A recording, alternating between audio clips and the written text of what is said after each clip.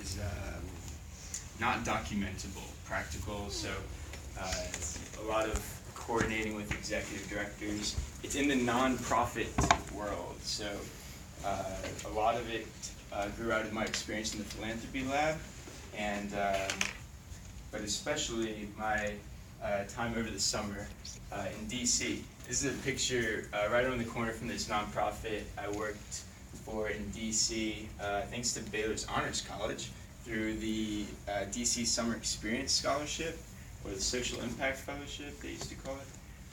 And I was basically thrown into this new environment, working as a manager of development, which is a ridiculous title for someone with almost no experience in the nonprofit world, much less development. And but yeah, there I was. And after the first 2 weeks working in DC, I learned a ton. And I never had any formal training, but I just soaked up so much knowledge about the nonprofit world, about raising money, growth strategy. My tasks were improving revenue streams, trying to find more efficient ways of running the nonprofit, cutting waste, things like that. And without any formal training, I learned a lot just by immersion. So I thought maybe this concept, if it's a concept, could be applied to Waco, and not just for groundling rookie kids like me, but executive directors, of learning by immersion and being placed in another nonprofit and just soaking up the best practices of this other nonprofit and then applying them back to your own nonprofit. So I should ask, if anything doesn't make sense, just say something. I know every one of you here, so just cut me off. Because a lot of this nonprofit lingo is kind of new and weird. So the problem that I saw in Waco was that there's all these nonprofit leaders who are accruing a ton of knowledge and experience that they could share with others. And there's a couple ways that this information is being shared, but I thought that there could be a more personal way of doing it through what I was starting to call Insight Waco. You see what I did there? It's insights. So they're insights that are being generated by working on site or insight. So what are you trying to incite by this? I didn't think of that one. So Insight Waco, let me give a 2-sentence description of this. So it's an organization designed to promote collaboration between nonprofit leaders in order to help them run their nonprofit more effectively. Okay, sentence 1. Sentence 2 is that it operates as a grant program. So nonprofit leaders are sort of lazy, rather they're just busy. They're way too busy to invest in professional development. So I realized quickly that we had to provide some kind of incentive for nonprofits to get together and share knowledge. And so we operate as a grant program. The Once Upon a Time Foundation provided a little chunk of money, about $1,000, to distribute to nonprofits in Waco. So, any questions? Does that make sense? Like, be honest with me. Okay. How it works now is 5 steps. We research Waco's social landscape and then target a handful of nonprofits. So we started with about 7 nonprofits: Talitha Kum Family Abuse Center, Texas Hunger Initiative, Mission Waco, Habitat for Humanity, let's see, that was a long time ago. And so we researched these nonprofits and eventually made site visits. I've been saying we because there were 5 other undergrads who were helping me with research. You all know some of them: Daniel Carnes, Daisy Mills, Anna Martinez, Jess Schurz, and Parker Walton. And so they would come with me on site visits. And on these site visits, we would have 2 questions. What skills do you want to learn? or what skills do you desire to learn from other nonprofits, and what skills can you share with other nonprofits? So we basically accrued this big pool of data of the needs and shareable skills of all these nonprofits. And then we connected nonprofits that had some, so for example, Talitha Kum wanted to learn fundraising. They want to learn how to be a better fundraiser. They're particularly interested in family abuse centers, very successful fundraising. Kathy Reed, the director of Family Abuse Center, raised like $1.5 million in a year, and they wanted to learn how she did that. Likewise, we learned from meeting with Family Abuse Center that they wanted to learn the neuroscience that Talitha Kum implements in their organization. So Talitha Kum's a therapeutic nursery.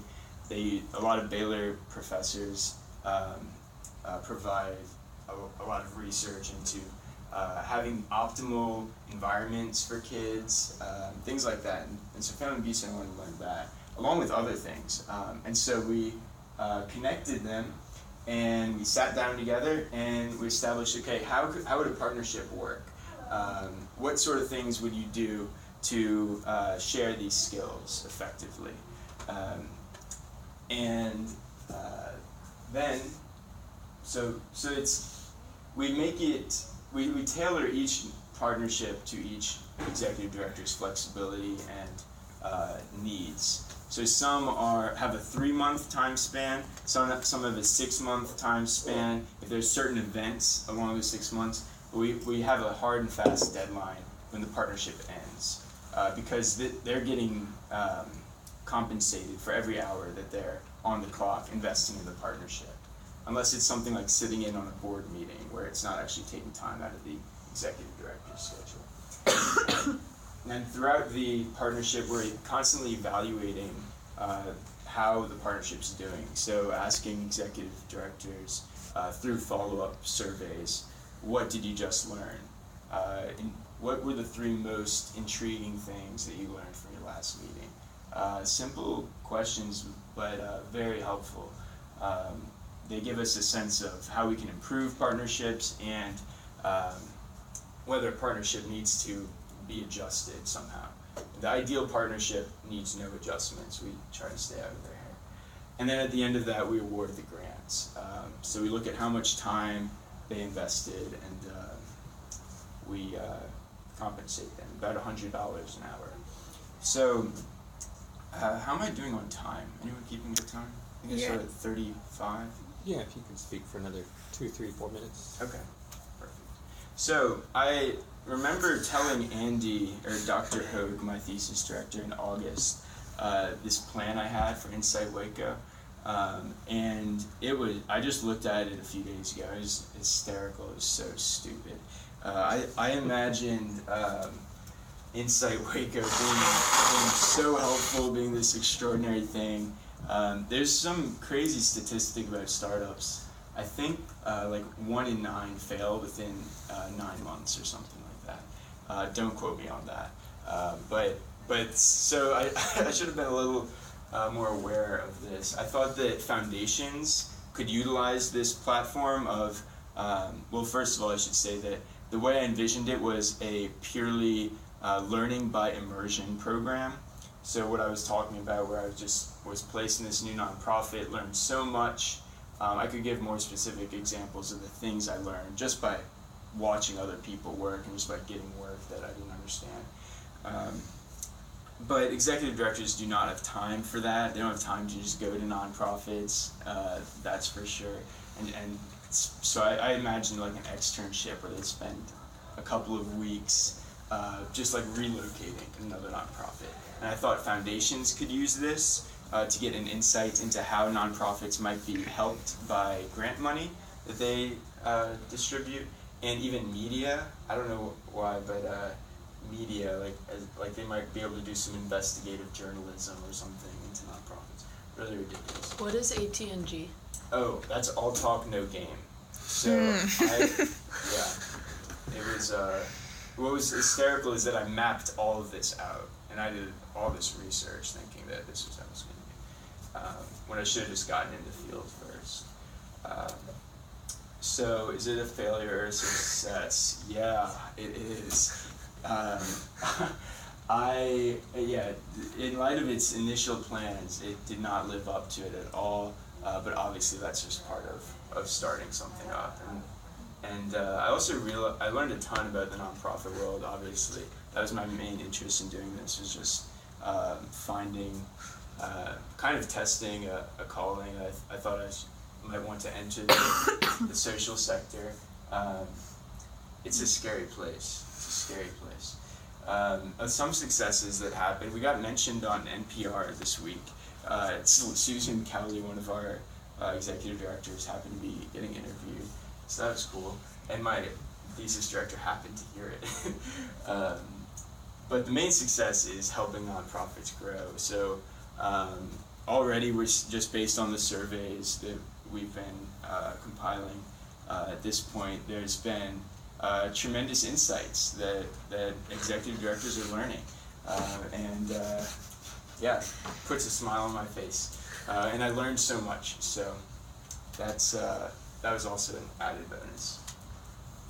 So if you want to learn more about nonprofits, or perhaps get plugged into a nonprofit in Waco, I should have put my blog on here too. You can also subscribe to my blog at lukeongarino.com. But I would love to help you get plugged into some of Waco's nonprofits. The end. Yeah, good job, Luke. Thanks. Shameless plug. Hey Luke, Nice. Yes. where do you get the grant funding to be able to, or the funding for the grants to be able to then provide the grants to these other nonprofits to Yeah. subsidize their time? Yeah, so Andy helped me get a grant from Once Upon a Time Foundation. We also had so I also fundraised, and so I was able to get about $5,000, I keep saying about $5,000 from another foundation in New Orleans, but we ultimately decided not to file as a 501c3 because the 3 pilot partnerships that we have right now wouldn't require the $6,000. So we wanted to test those, make sure see how they run before going through everything that would be required of getting tax exempt through the IRS and filing as a 501c3. So right now, to answer your question, right now it's just Once Upon a Time Foundation, and that we didn't need to file for because they were willing to put the money right into the nonprofits, and just trust me. Interesting. Yeah. Any other questions? Is Inside Waco gonna continue after you graduate? I don't know. It depends on how the first pilot partnerships work out. If they go at the rate they're going now, I mean, especially, so the partnerships we have are Talitha Kuhn Family Abuse Center and Habitat for Humanity and Caritas. That was the one I was trying to think of, Caritas. They're working, you know. Things are being learned. Is it a sustainable model? I don't know. I don't think so, because I had to fundraise, you know, to get money that just goes right into these nonprofits. I don't have any, you know, I don't get any slice of that. So is my time worth that? I don't know. It seems that if I stay in Texas, I could see it working, because it requires me to be in Waco at least occasionally. So maybe we'll see how the first partnerships work out. Thanks.